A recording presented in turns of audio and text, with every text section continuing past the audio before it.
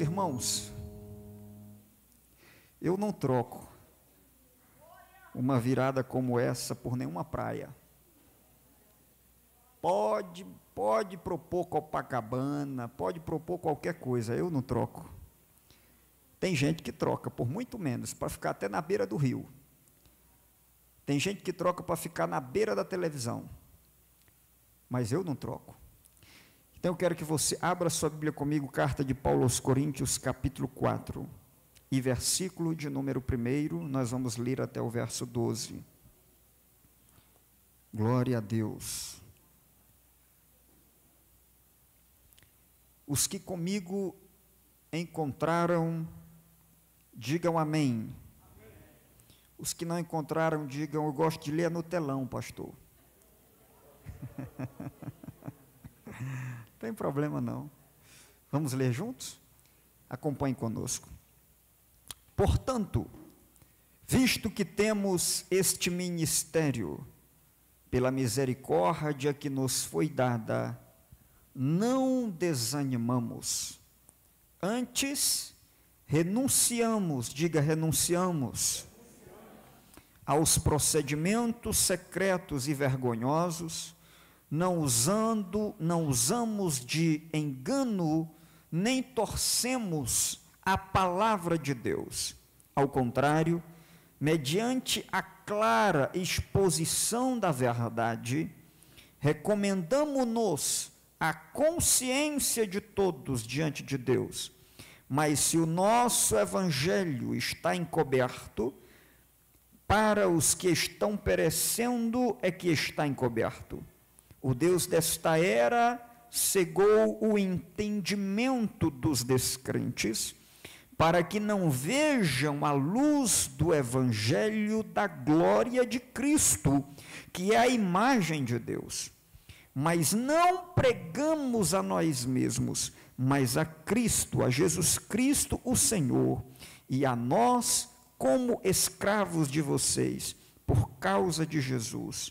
Pois Deus que disse, das trevas resplandeça a luz, Ele mesmo brilhou em nossos corações para a iluminação do conhecimento da glória de Deus na face de Cristo.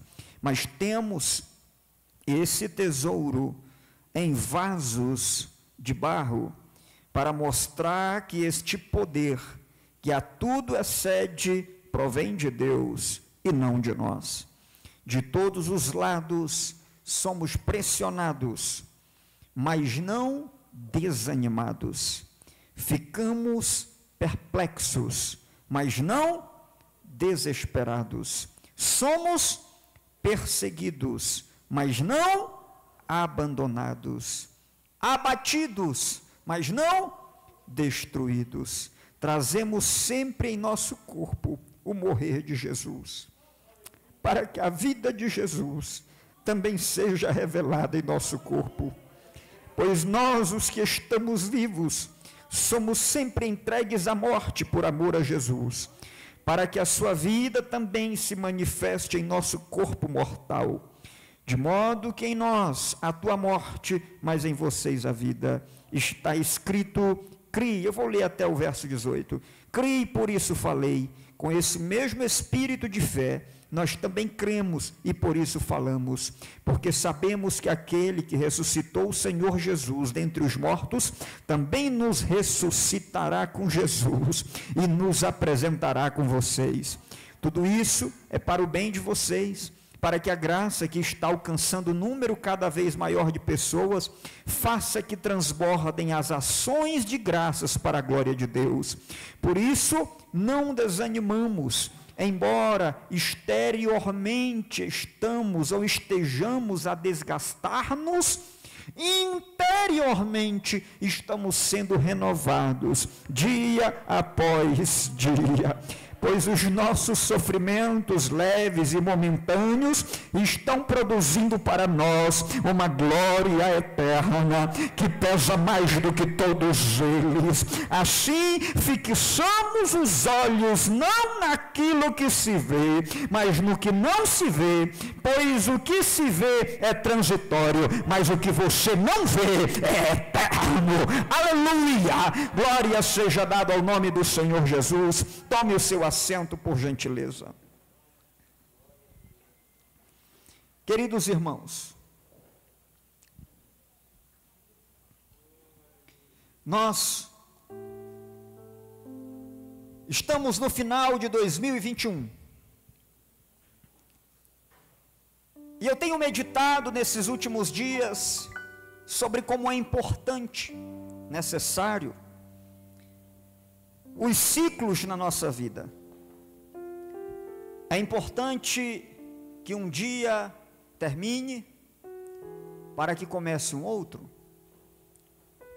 É importante que termine um ano para que comece um outro. Os ciclos são para nós a oportunidade de começar de novo. Os ciclos são para os seres humanos a oportunidade de tentar mais uma vez. O final de um ciclo é sempre a oportunidade de iniciar um outro. Para a gente avaliar o que foi bom, o que pode ser melhorado. É uma oportunidade para a gente repensar tudo aquilo que passou. Mas essa reflexão não pode ser uma reflexão que nos aprisiona no passado.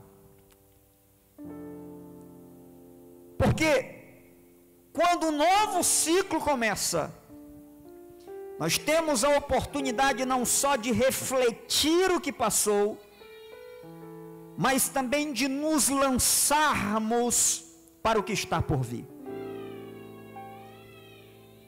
Eu estou aqui hoje para dizer para você que Deus não quer que você fique com 2021. 2021, nem com 2020.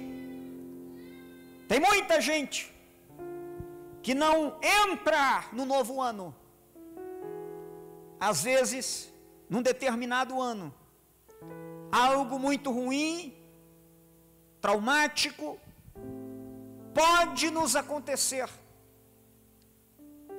E a gente precisa entender que a oportunidade de um novo ano é a oportunidade da gente caminhar para algo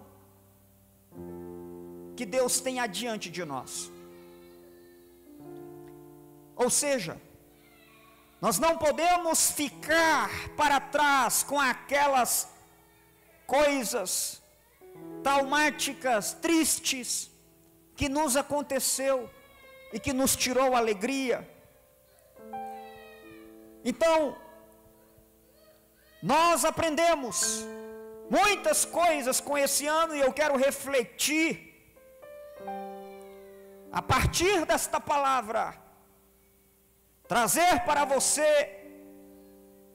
uma esperança, ânimo, uma palavra que dá a você motivos pelo qual você não pode desistir e nem ser sepultado ou ficar para trás com 2021.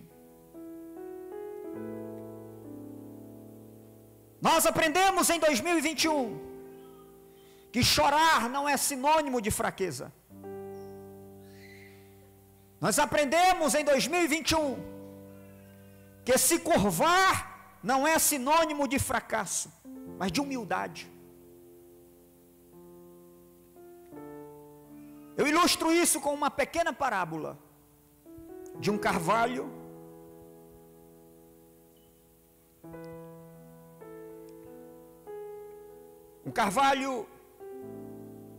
foi arrancado do chão por uma forte ventania, arrastado pela correnteza.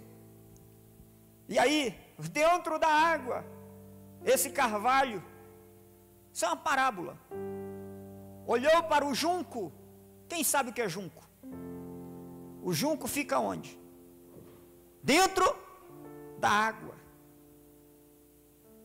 É uma vegetação típica do Egito, que é flexível, fica dentro da água.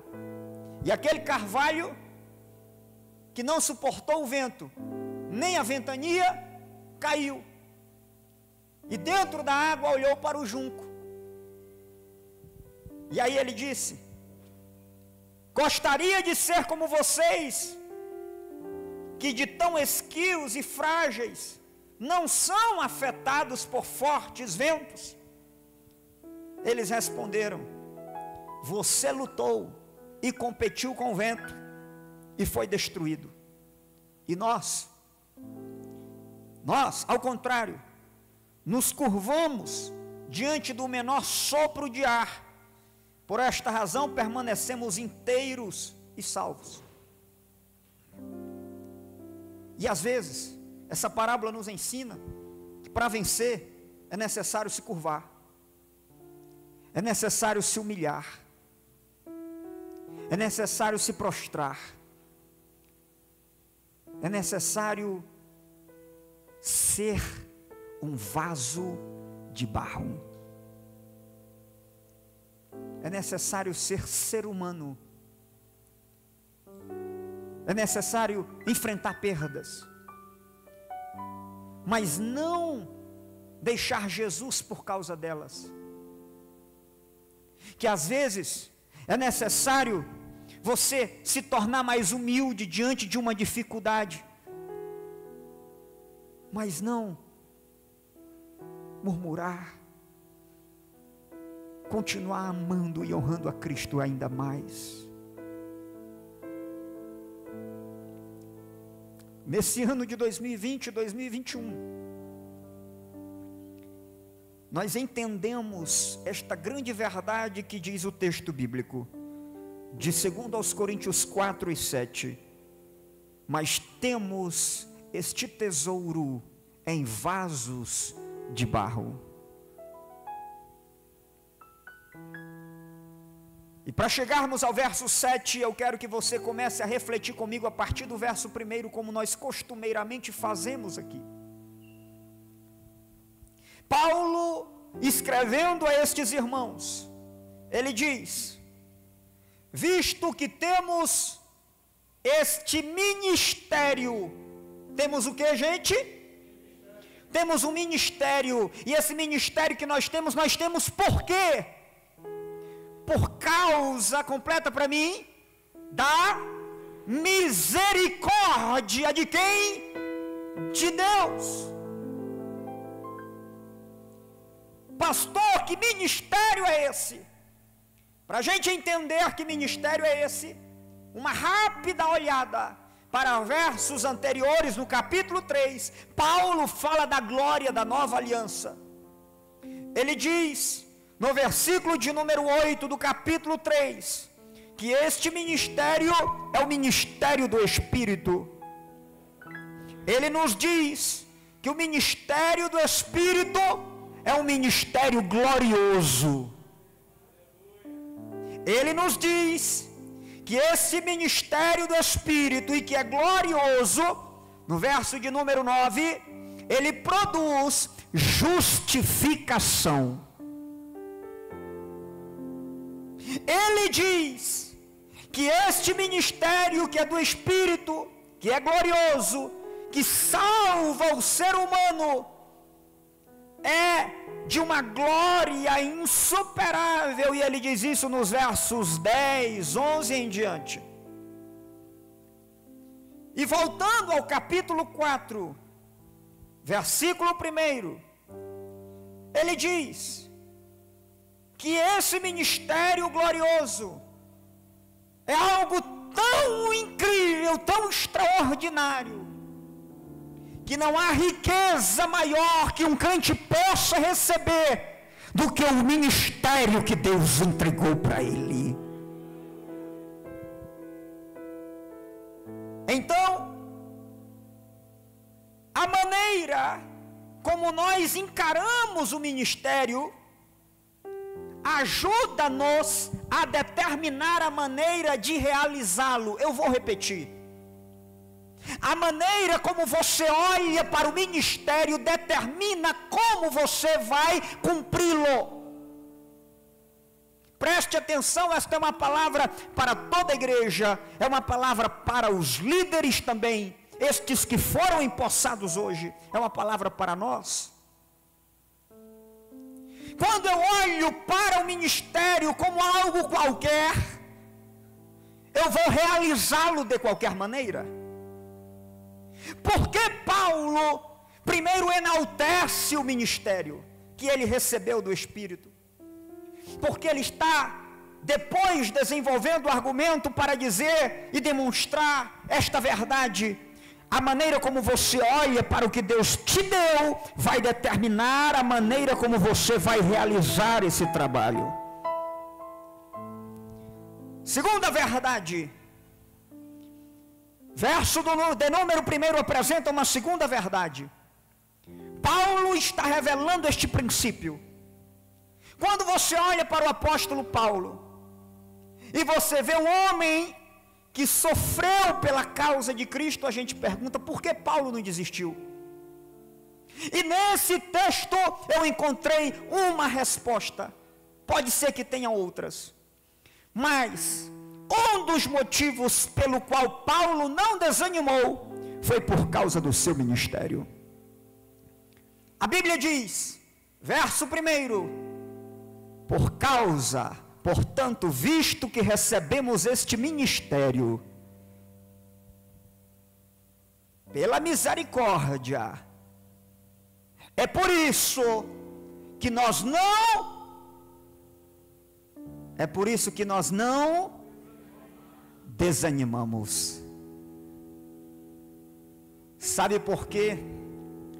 Entre o povo de Deus, sabe por quê? Entre aqueles que trabalham para Jesus, as provas são mais facilmente superadas.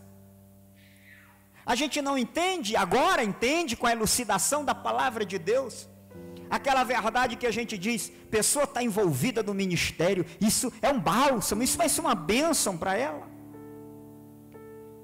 Um dos motivos pelo qual nós não desanimamos é quando nós entendemos o propósito de Deus conosco.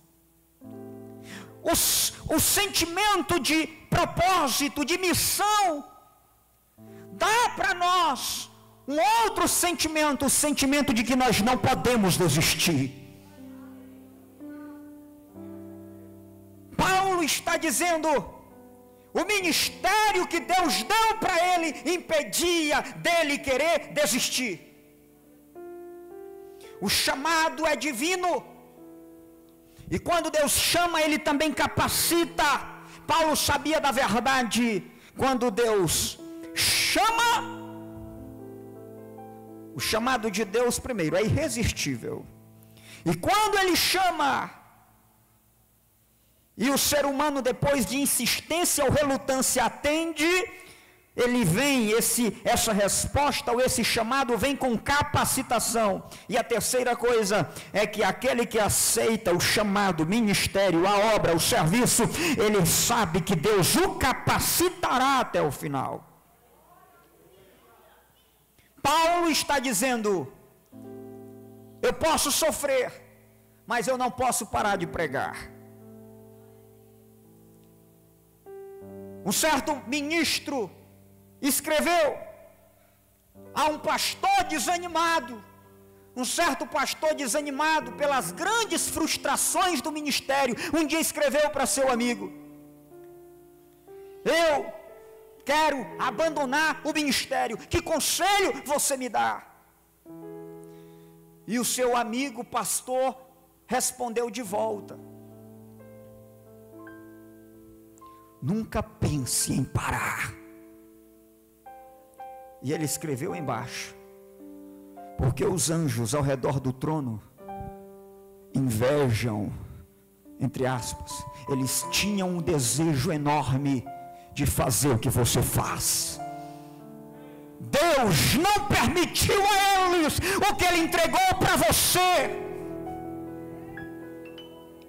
E a gente, muitas vezes, encara esse ministério de uma maneira medíocre, de uma maneira leviana, e isso faz com que nós nos tornemos despreocupados, negligentes com a obra de Deus. Então esta é uma verdade: o ministério de Deus é glorioso. Segunda verdade: o ministério de Deus em mim me impede de desistir. E a terceira verdade é esta: que o ministério de Deus em nós me impede de viver uma vida em pecado. Pastor, onde está isso no texto? Avancemos, por favor. Ele diz, verso 2: antes renunciamos aos procedimentos secretos e vergonhosos. Por quê?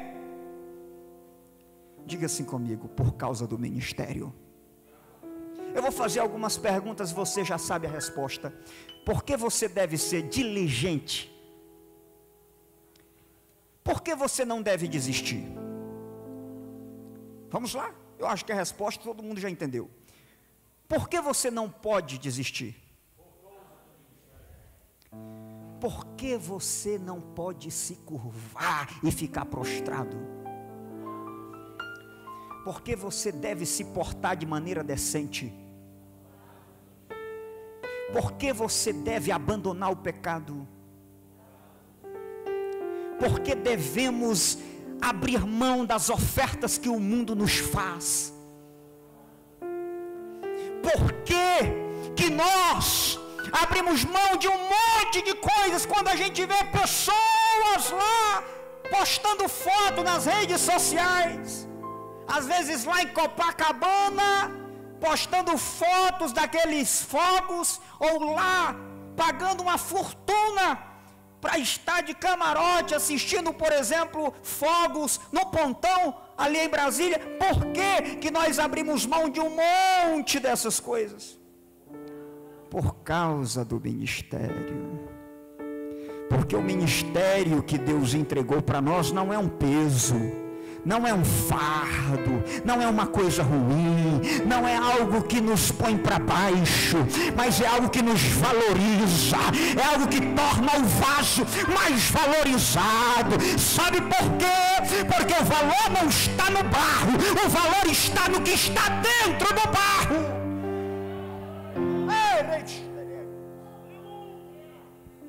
Paulo está dizendo: eu abri mão de procedimentos vergonhosos, eu abri mão da tentação de torcer a palavra de Deus.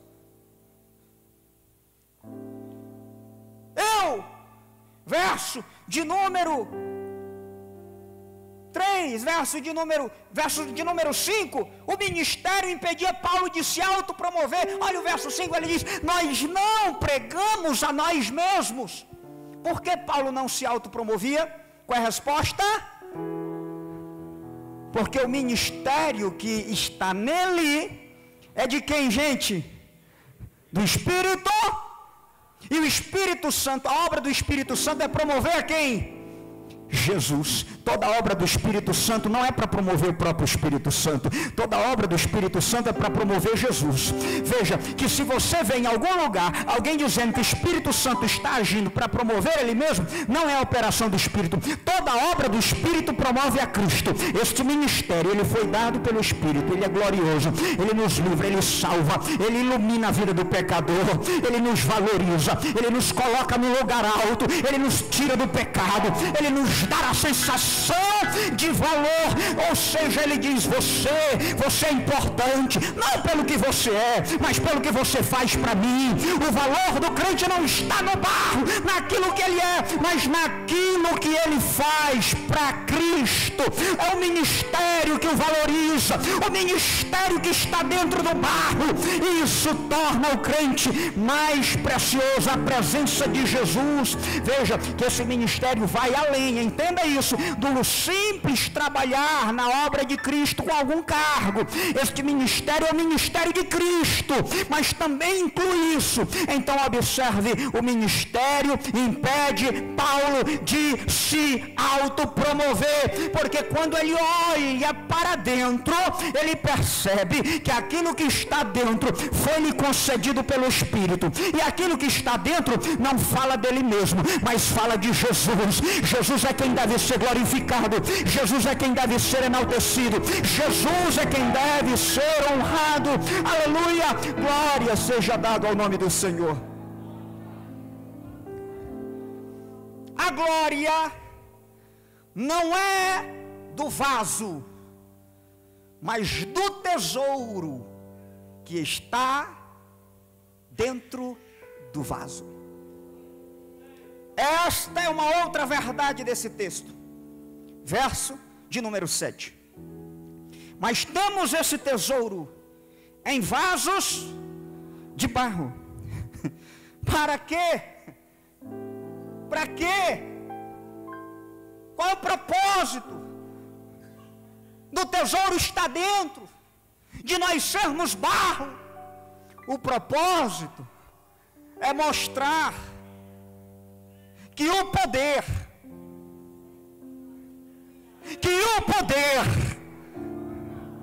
que a glória, que a majestade, que a tudo excede, todos os aplausos, toda a reverência, toda a honra, todo louvor, não é para o próprio vaso, é aquele de quem tudo provém, que é Deus e não de nós. Você está de pé, não porque você é bom, mas porque Deus é gracioso. Você vai permanecer firme, não porque você é maravilhoso ou maravilhosa, mas porque Jesus é bom, porque a graça dele dentro de nós é a razão, é a causa de nós não desistirmos. Temos esse tesouro em vaso de barro. Por que, pastor? Em vaso de barro, para o barro entender que ele não é oleiro, para o barro entender que o oleiro faz o que ele quer, para o barro entender que o tesouro que está dentro dele é diferente do material que é o próprio barro, para o tesouro para o barro entender, aleluia, que a glória é daquele que coloca o tesouro em nós. Aleluia, glória ao nome do Senhor. Deus nos criou da maneira como nós somos, a fim de nós podermos realizar a obra que planejou para nós. Agora preste atenção nesta grande verdade. Como é que deve ser o vaso, pastor? Como é que deve ser o vaso? Se aquilo que vai dentro do vaso é precioso, sim ou não? É glorioso, sim ou não? É puro, sim ou não? É santo, sim ou não? Como é que tem que ser o vaso? O vaso tem que ser, primeiro, ele tem que estar vazio, para que o tesouro seja colocado. Para que o tesouro seja colocado em você, você precisa se esvaziar de você. Mas a segunda coisa é que este vaso precisa estar limpo. Vazio e limpo, disponível para o tesouro. Somos vasos para que Deus nos use. Agora eu preciso complementar. Somos vasos para que Deus nos use, mas somos vaso de barro para que possamos depender do poder de Deus e não da sua força. Sabe por que de vez em quando Deus permite algo que nos entristece? É para nós lembrarmos que a glória é do tesouro e não do barro. É para nós nos lembrarmos que nós dependemos dele. Agora, deixa eu dizer uma coisa para você, já estamos encaminhando para o final. Eu quero que você repita comigo esse princípio que eu achei incrível quando eu descobri isso. Fale assim comigo, Deus. Fale mais forte, Deus. Guarda o vaso. Quando o vaso, guarda o tesouro. Quem acredita que esse princípio foi extraído da palavra de Deus? Deus guarda o vaso. Quando o vaso guarda o tesouro. É preciso se concentrar no tesouro e não no vaso.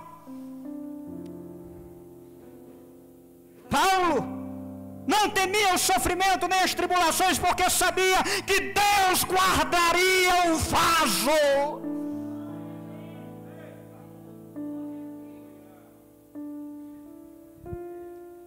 E eu descobri ao longo desse ano que muitas vezes Deus permite tribulações. Ele controla e usa as tribulações para a sua glória. Deus é glorificado na atitude dos vasos frágeis. Um grande missionário que levou o evangelho para a China disse uma vez: todos os gigantes da fé foram homens frágeis, fracos não no sentido de ser covarde, que fizeram grandes coisas por Deus, porque contaram com a presença de Deus. E enquanto eu lapidava essa mensagem, refletia sobre ela, Deus me fez entender uma outra coisa, um outro princípio. Mas temos esse tesouro em vaso de barro. E no verso 8 ele diz: de todos os lados somos pressionados, mas não desanimados. Ele vai falar agora uma série de coisas. Preste atenção nisso aqui. Se eu conseguir manter este copo sem movimentá-lo, o que vai acontecer com essa água? Ela vai parar, nivelar, sim ou não? E se eu começar a mexer o copo? Prova para cá, prova para lá, prova para cá, vem prova de baixo, começa a tremer, começa a mexer. O que está acontecendo aqui? Eu descobri ao longo desse ano, junto com essa igreja, que quando Deus permite que o vaso seja sacudido, a ponto de derramar um pouco do tesouro que está dentro dele, é para enriquecer a outros. O sofrimento não só revela a fraqueza humana, mas revela a glória de Deus. E Paulo aqui acrescenta um paradoxo incrível: vasos de barro, o poder divino, a morte de Jesus, a vida de Jesus. Ele vai traçando alguns paradoxos aqui. Mas quando nós somos pressionados, o propósito de Deus, verso 8, não é que fiquemos desanimados. Quando ficamos perplexos, o propósito de Deus não é que você se desespere. Quando a igreja de Cristo é perseguida, o propósito não é que a igreja se sinta abandonada. Quando Deus diz não, não é para que você se sinta o pior filho. Quando Deus permite que você seja abatido, o que é abatido? É diferente de ser destruído. É de repente aquilo que vem contra você. Já viu alguém com colete de balas, colete à prova de bala, num filme, que recebe um impacto, é alvejado, o que acontece com essa pessoa? Ele se movimenta, sim ou não? E às vezes até cai, pelo impacto. O que acontece? Essa pessoa foi abatida, mas ela não foi destruída. Por quê?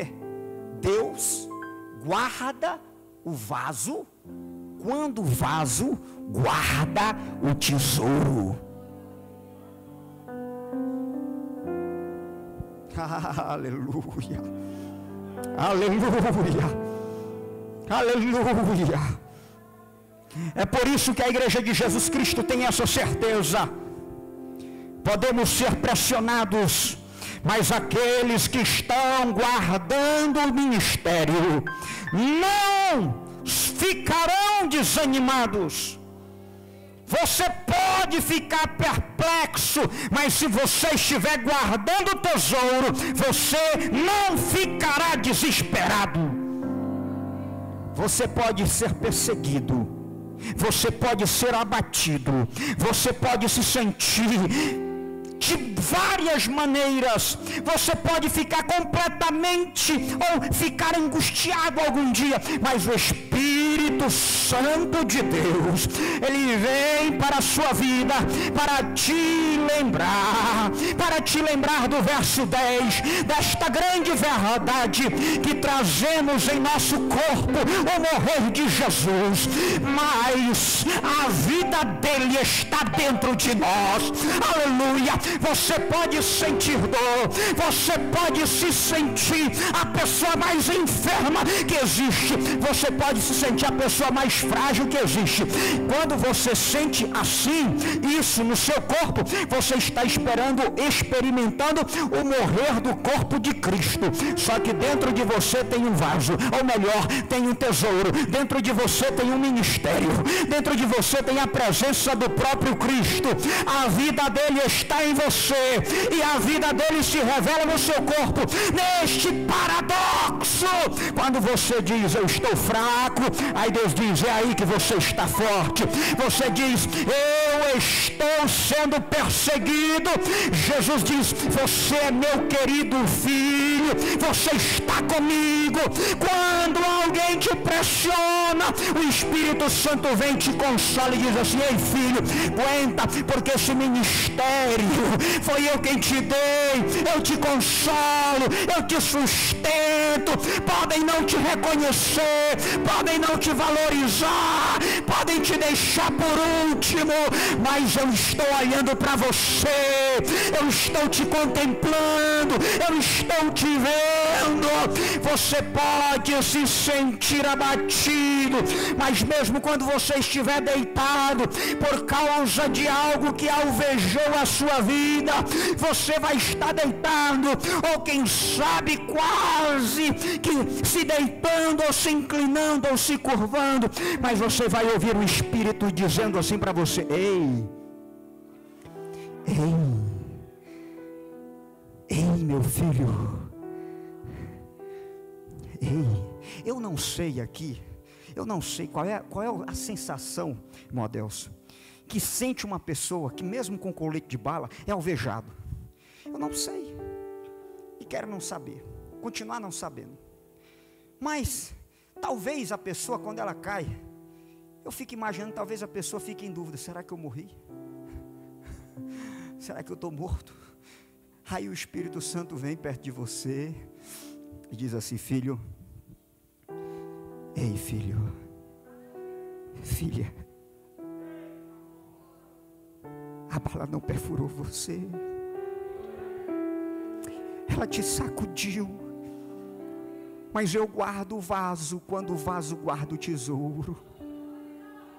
Ei filho, ei filha, a batalha não acabou, e eu vou segurar na tua mão agora, olha para mim, eu vou te levantar comigo no 3, nesse intervalo em que o Espírito Santo está falando com você, esse intervalo para o Espírito pode ser 1 segundo, para você pode ser 1 ano, para você pode ser 3 anos, para você pode ser 4 anos, eu não sei quanto tempo dura isso para você, porque cada dor é sentida de um jeito diferente, Cada dor tem um processo, cada angústia tem o seu tempo de sarar, cada ferida tem o seu tempo de cicatrizar, cada abate tem o seu tempo de recuperação. Mas eu vim aqui para te dizer, eu não sei o que 2020, 2019, 2018, 2017, sejam os outros para trás, seja esse que é 2021, eu não sei o que esses anos trouxeram de ruim para você, mas eu sei que nessa noite, o Espírito da verdade, aquele que colocou o tesouro dentro de você, está dizendo para você assim: ei filho, agora vai ser a hora de levantar, agora vai ser a hora de você se erguer.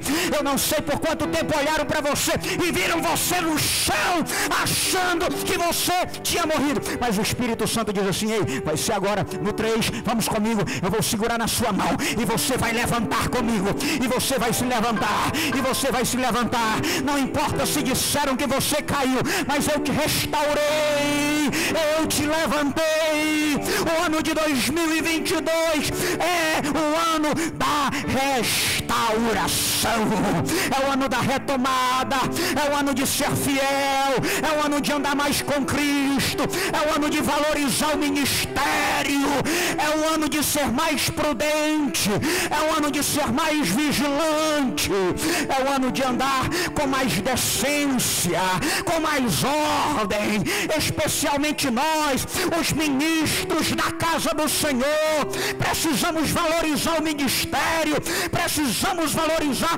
aquilo que Deus nos deu. Aleluia! E eu quero terminar com o verso 14. Paulo está certo da vitória, ele vai ter a vitória final. A morte não tem a vitória final, verso 14. Por que, pastor, a vitória não tem? Porque a morte não tem a vitória final, porque Jesus já venceu a morte. É o verso de número 14. Pastor, porque Deus permite eu passar por tanta prova? Verso 15 está a resposta para você. Olha a verdade, tudo isso é para o bem de vocês. Para quê? Para que a graça aumente. Senhor, esse espinho na minha carne, tira. Oh, Senhor. Paulo,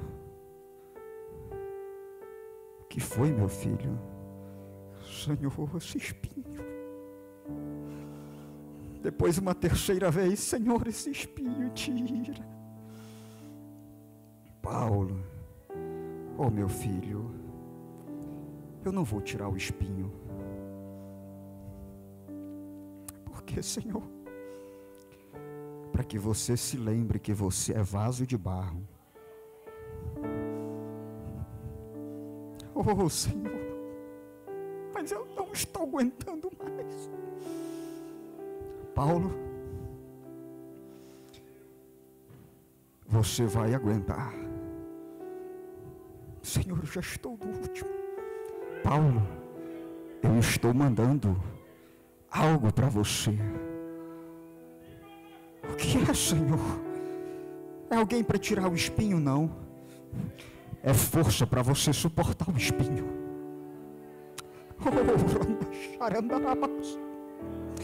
Sabe por que Deus trouxe você aqui? Para dizer isso para você. Deus vai mandar graça. Quando Deus não tira o espinho, Ele manda graça. Tem espinho que Deus arranca, mas tem espinho que Deus deixa. E quando Deus deixa o espinho, Ele dá graça. Ele dá graça. Ele dá graça. Ele dá graça. Ele dá graça. Verso 15, para que a graça transborde. Verso 16, porque para que você não desanime, por isso nós não desanimamos, embora exteriormente desgastado. Olha só olha essa revelação da palavra. Exteriormente exteriormente desgastados, por fora desgastado, às vezes se sentindo um caco.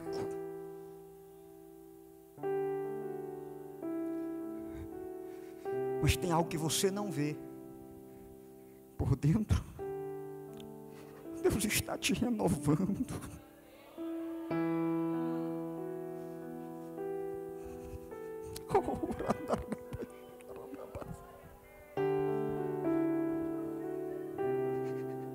Para quê? Verso 18 eu termino.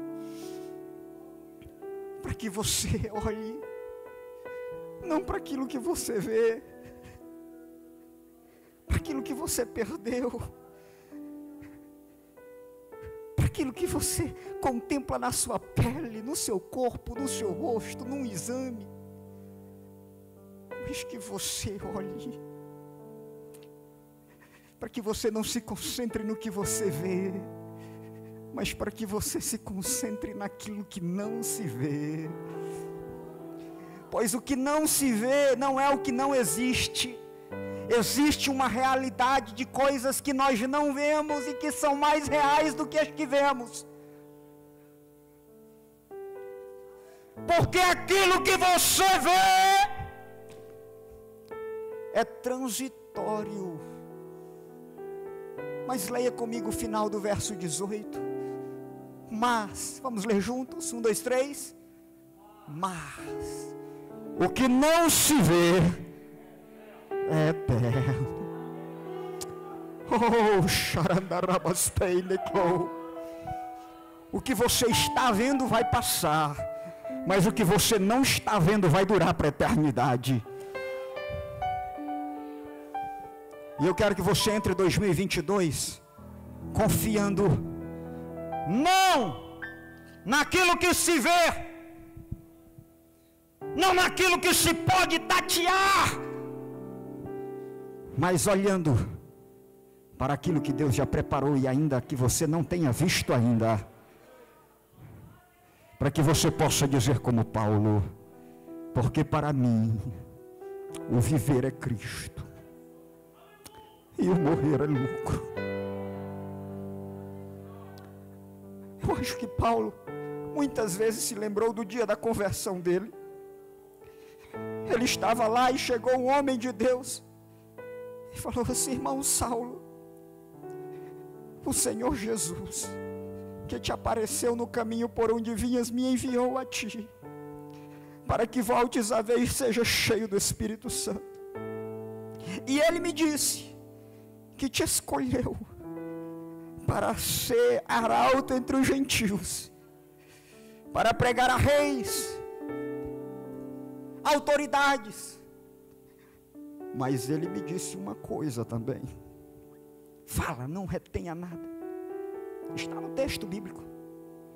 Ele me disse que te mostrará o quanto você irá padecer pelo nome dele. Até que um dia Paulo escrevendo disse: 3 vezes sofri um naufrágio, 3 vezes fui açoitado com varas, levei 49 chicotadas menos uma, mas em todas estas coisas nós somos mais do que vencedores, porque nem altura, nem profundidade, nem tribulação, nem anjos, nem potestades, nem demônios, nem o presente, nem o futuro, nem qualquer coisa na criação será capaz. Será a perseguição, será a tribulação, será a fome, será a nudez, será a espada, será o perigo. Não! Nada, nada, nada é capaz de me fazer rejeitar o ministério mistério, o tesouro dentro do vaso de barro, o amor de Cristo, o amor de Deus que está em Cristo Jesus, nosso Senhor, porque as tribulações aqui estão produzindo um eterno peso de glória. Cada tribulação que você passa, Deus pesa. Existe balança para pesar angústia, existe balança no céu para pesar dor, existe balança para pesar sofrimento. Cada sofrimento, é a Bíblia que diz, cada sofrimento produz peso de glória, peso de glória, peso de glória, peso de glória, peso de glória. É por isso que Deus está falando de céu nesses últimos dias para a igreja, como foi cantado hoje, como foi na ceia passada. Pastor, estou com medo. Não fique com medo não. Pastor, esse negócio do céu está parecendo velório. Pare com isso. Você tem medo de ir para o céu. Esse negócio de céu, sabe o que é? É para a igreja voltar a olhar para Jesus, é para a igreja voltar a olhar para Cristo, é para a igreja parar de ficar olhando para presidente, é para a igreja parar de ficar olhando para líderes que pecam, que erram e que são frágeis. É para a igreja olhar para o céu, é para a igreja, como foi falado aqui, não colocar uma âncora no pé e ficar na terra e ficar desesperado, como se a morte fosse a pior coisa. Não, a morte é a passagem para Cristo, é a passagem para a eternidade, é a passagem para a glória. Igreja que está focada no céu não se perde, igreja que está com o olho no céu não se desvia, igreja que está olhando para o céu não deixa Jesus, igreja que está olhando para o céu não fica decepcionado com liderança, igreja que está olhando para o céu não fica decepcionado com o pastor, igreja que está olhando para o céu não deixa de vir para a igreja por causa de A, B ou C, igreja que está olhando para o céu não fica de mimimi, igreja que está olhando para o céu não faz birra com o pastor, igreja que está olhando para o céu, igreja que está olhando para o céu, ele pode ver defeito, mas ele diz, mas eu estou caminhando para o céu, ele pode ver problema, mas eu estou olhando para o céu, ele pode ter ou sofrer enfermidade, mas eu estou olhando para o céu, eu posso perder tudo, mas eu estou olhando para o céu,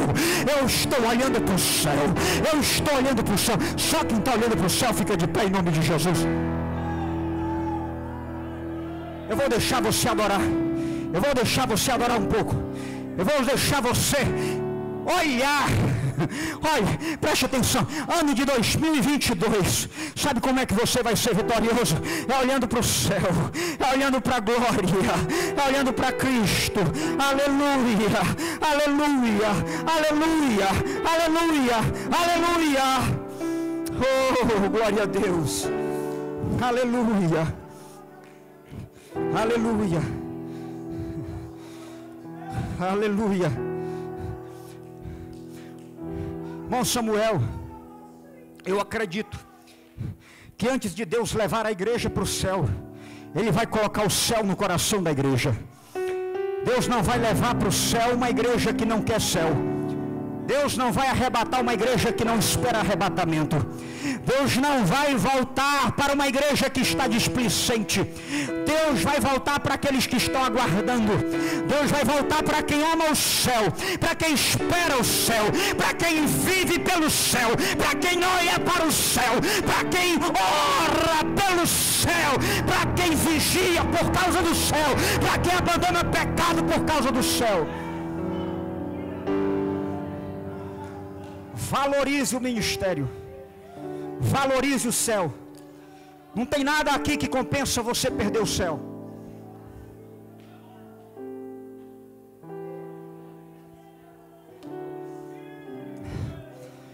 E deixa eu dizer outra coisa.